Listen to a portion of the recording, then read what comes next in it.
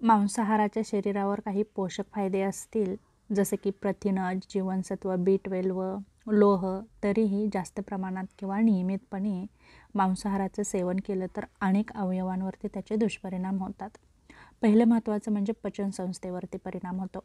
अपचन आणि बद्धकोष्ठता होते. लाल मांस पचायला वेळ लागतो. त्यात फायबर कमी असल्याने बद्धकोष्ठता वाढते. आम्लपित्त वाढतं. तेलकट मसालेदार मांस खाल्ल्यामुळे पचनरस जास्त प्रमाणात तयार होतो. तसेच आंत्राचा कर्करोग होतो. जसं की प्रोसेस्ड मांस, सॉसेस, सलामी, बेकन आणि जास्त रेड मीठ घेतल्याने आंत्र आणि गुदाशयाचा कॅन्सर होण्याचाही जास्त धोका राहतो. त्याचप्रमाणे हृदय आणि रक्तवाहिन्यांवरतीही त्याचा परिणाम होतो. कोलेस्ट्रॉल वाढतं. मांसामध्ये विशेषतः लाल मांस, मेंढी, गाय, डुक्कर यांच्या मांसामध्ये संतृप्त मेद जास्त असल्याने वाईट कोलेस्ट्रॉल वाढतं. हृदयविकाराचा धोका वाढतो.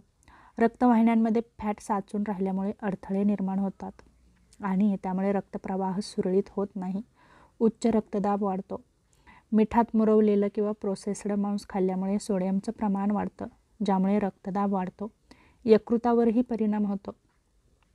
फॅटी लिव्हर, जास्त चरबी असलेल्या मांसामुळे यकृतात चरबी जमा होते.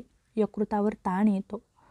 जास्त प्रमाणात प्रथिनं आणि ॲमिनो ॲसिड्सचं विघटन करताना लिव्हरच्या कामावर ताण येतो. मूत्रपिंड, प्रथिनांचा अतिरेक. मांसाहारामुळे प्रथिनं खूप वाढतात, त्यामुळे युरिक ॲसिड तयार होतं. किडनी स्टोन, रेड मीट आणि सीफूडमधील प्युरिन्समुळे युरिक ॲसिड स्टोन होण्याचा धोका वाढवतो. किडनीचं नुकसान होतं. जास्त प्रथिनं आणि सतत फिल्टर करताना किडनीवर ताण येतो. सांध्यांवर आणि हाडांवरही त्याचा परिणाम होतो. जास्त मांसाहारामुळे युरिक ॲसिड वाढून पाय, गुडघे, हात यामध्ये वेदना होतात. हाडे कमजोर होतात. प्रथिनांच्या जास्त सेवनामुळे कॅल्शियम बाहेर टाकलं जातं. हाडे ठिसूळ होऊ शकतात. स्थूलपणा वाढतो. मधुमेह वाढतो. जाडी वाढते. फ्राय केलेले तेलकट मांस जास्त कॅलरीयुक्त असतात, त्यामुळे वजन वाढतं. इन्सुलिनचा प्रतिकार करण्याची क्षमता कमी होते. लाल मीठमधील काही घटक मधुमेहाचा धोका वाढवतात. त्वचेचं आरोग्य बिघडतं. हार्मोन्स असंतुलित होतात.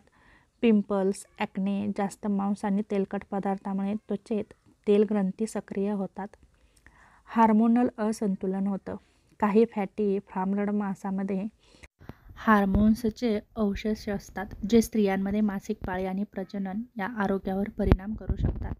मेंदू आणि मानसिक आरोग्यावरतीही परिणाम होतात, जसं की डिप्रेशनचा धोका वाढतो.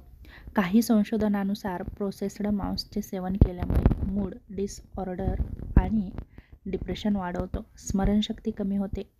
जास्त कोलेस्ट्रॉल आणि चरबीमुळे रक्तप्रवाह कमी होतो आणि मेंदूवर परिणाम होऊ शकतो.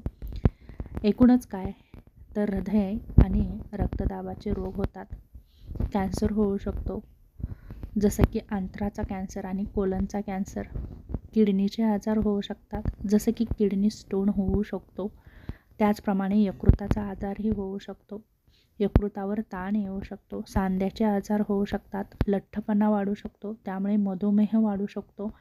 त्वचेचे आजार होतात तेलकटपणामुळे आणि मानसिक आरोग्यही आपलं धोक्यात येतं. थोडक्यात सांगायचं काय तर मासे, कोंबडी, अंडी हे काही प्रमाणात मर्यादित प्रमाणात घेतलं, जसं की आठवड्यातून 2 ते 3 वेळा, तर जास्त फरक पडत नाही.